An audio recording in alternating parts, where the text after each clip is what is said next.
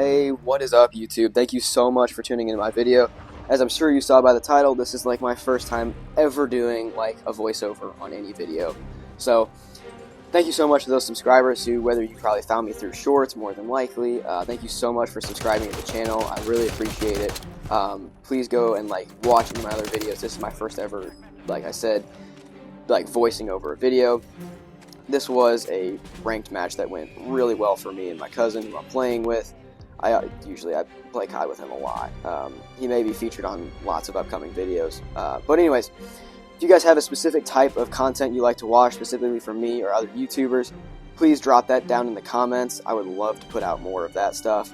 And if you haven't already, please like and subscribe. Those make a major difference, especially for these small YouTube channels. I really appreciate all of you guys. Okay, now let's get into the actual video here that's been playing for a solid 30 seconds. So this ranked match went really well. There was quite a few different plays, different highlights that I could point out. I end up using this Supari for quite a while. It's one of my favorite guns in the game right now, specifically for using, as I'm sure you noticed right off the bat, my Canon ADS. So I play on PlayStation. I know some of you guys playing PC, Xbox. I know I have one guy who is very much so a follower of the channel. Really appreciate it.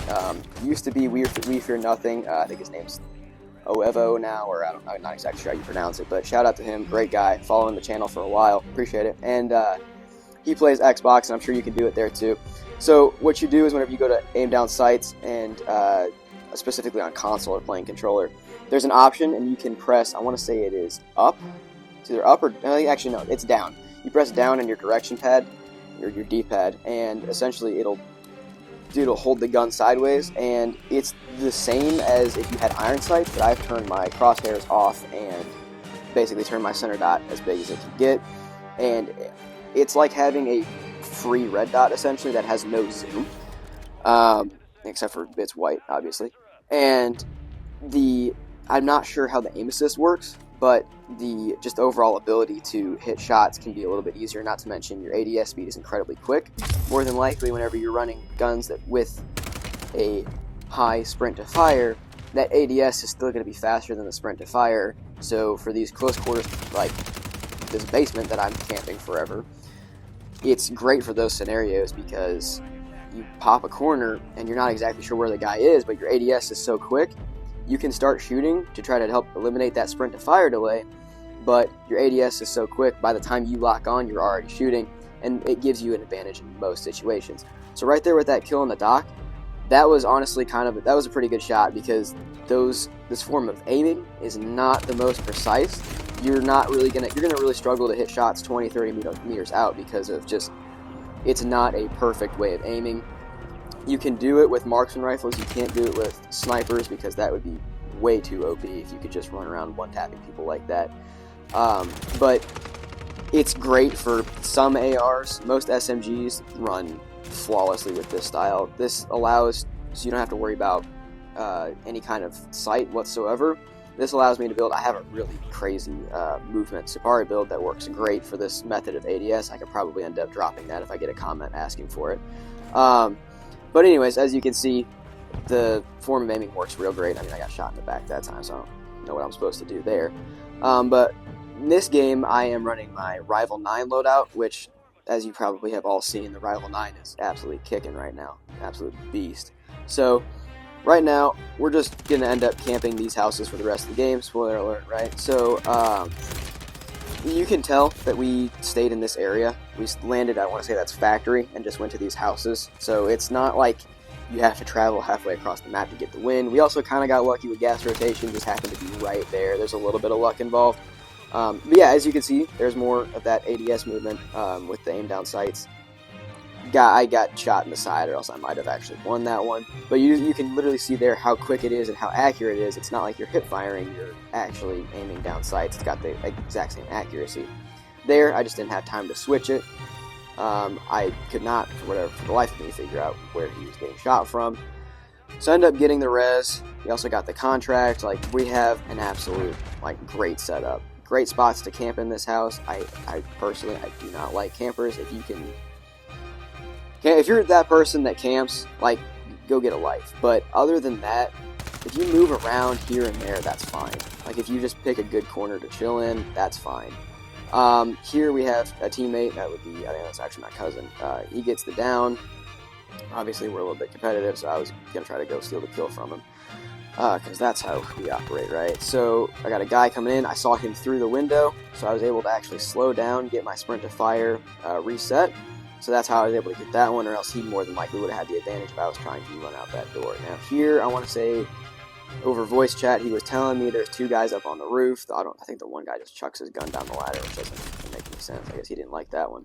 So I got my cousin shooting at him, and then I go back because these guys are getting a little risky with where they're putting their head and their body, right?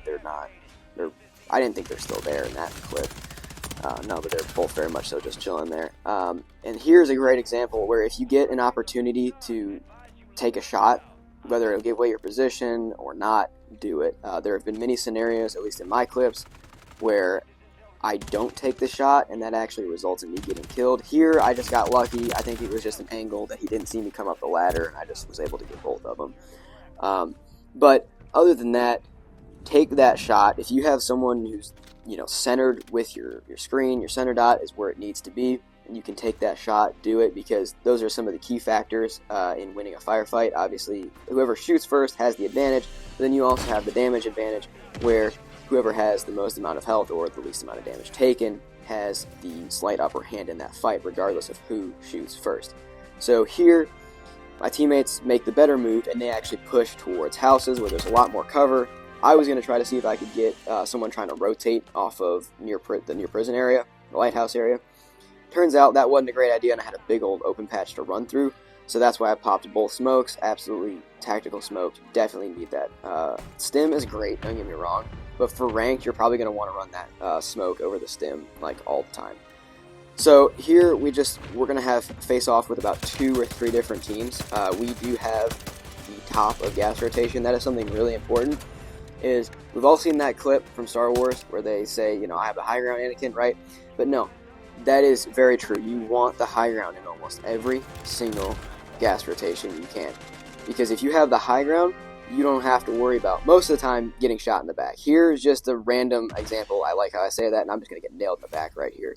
Because I was not watching my 6. Thank goodness my teammate was, because he ends up shooting the guy. But here, yep, get absolutely nailed. Right, so he pops back up, gets the guy, right. Then a teammate has to revive me. That's always a rough moment. But there you go, as you see, he popped the smoke, 100%. Even more reason why smoke is more helpful than stim. If we both stimmed, then we would have been in a whole bunch of world, because that guy would still be shooting at us. He wouldn't have had the cover. So this is why having the high ground is very important. These guys have to run out of gas or else they're going to die, because more than likely they don't have gas masks, stim, so on and so forth. And this is just kind of easy pickings for us. I mean, I can see movement, I shoot at it, and this is about where we get the dub. So we got one guy left, he redeploys, right? I want to say teammate shoots the guy who got the redeploy, got nailed by a mortar, and this is the last guy. I shoot him, that's game. That right there essentially is how you want to play most of your games. You want to think them through, make the right tactical plays, and win it. I'll see y'all later. Thank you so much for checking out the channel. Have a great day. Be sure to like and subscribe. Peace!